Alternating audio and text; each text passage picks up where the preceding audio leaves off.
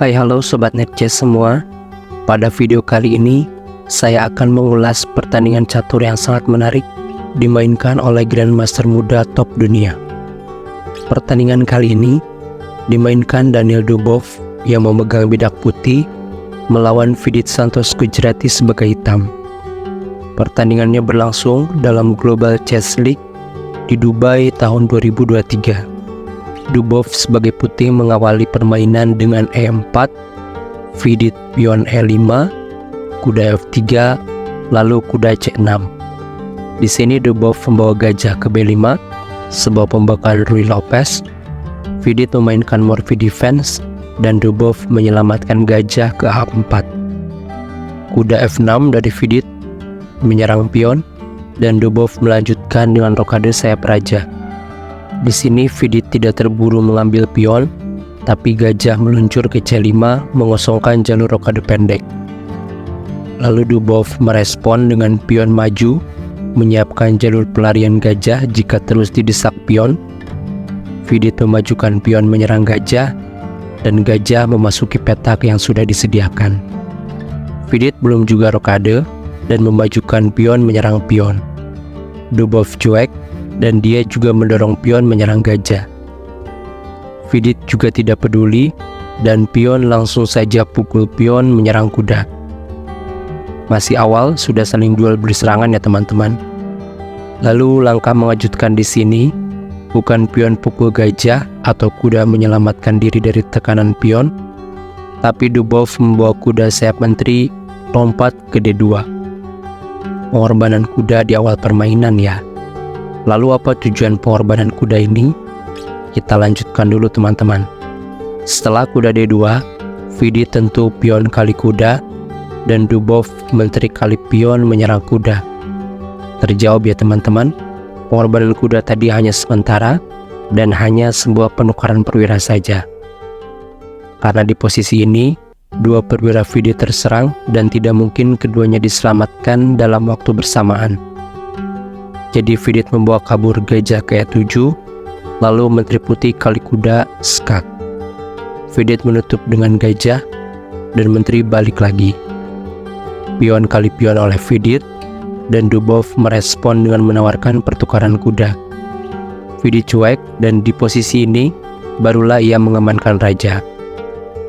Dubov meluncurkan gajah menyerang kuda dan Vidit memajukan C5 untuk memperkuat struktur pion. Dubov lantas mengeliminasi kuda dan gajah membalas. Kuda kali pion menyerang gajah dan Vidit sigap membawa benteng menguasai file E. Pion kali pion lagi oleh Dubov dan Vidit membawa gajah terang ke A6 membiarkan menteri menyerang D4 bersama gajah. Dubov lalu membawa benteng F ke E1 dan Vidit barulah gajah kali pion menyerang kuda. Kuda pukul gajah terang dan Vidit membalas pukul kuda dengan pion. Dubov melanjutkan dengan mengepin gajah, pion melindungi, lalu Dubov membawa menteri ke H5 menyerang pion E5 dua kali bersama benteng. Dan tentu menyerang pion H7 dua kali bersama gajah. Di sini Vidit memberikan respon tidak akurat dengan memajukan H6. Dan langkah ini dimanfaatkan Dubov dengan membawa menteri menempati G6, mencegah pion G7 maju, serta mengincar petak H7 untuk mengusir raja bersama gajah. Di posisi ini, Vidit mencoba bertahan dengan mengajak mengadu menteri, tapi Dubov membiarkan, dan di posisi ini, Dubov menemukan langkah cerdik yang membuat Vidit langsung menyerah. Apakah teman-teman bisa menebak langkah dari Dubov ini? Ya, betul sekali. Di sini Dubov memukul gajah dengan benteng, pengorbanan benteng. Dengan langkah ini juga, Vidit langsung menyerah teman-teman. Lalu apa sebetulnya yang terjadi jika permainan dilanjutkan? Jika di sini Vidit memakan benteng yang dikorbankan, maka benteng kali benteng skak, memaksa benteng membalas. Lalu di sini menteri kali benteng kembali skak. Di sini raja hitam sudah terkurung ya.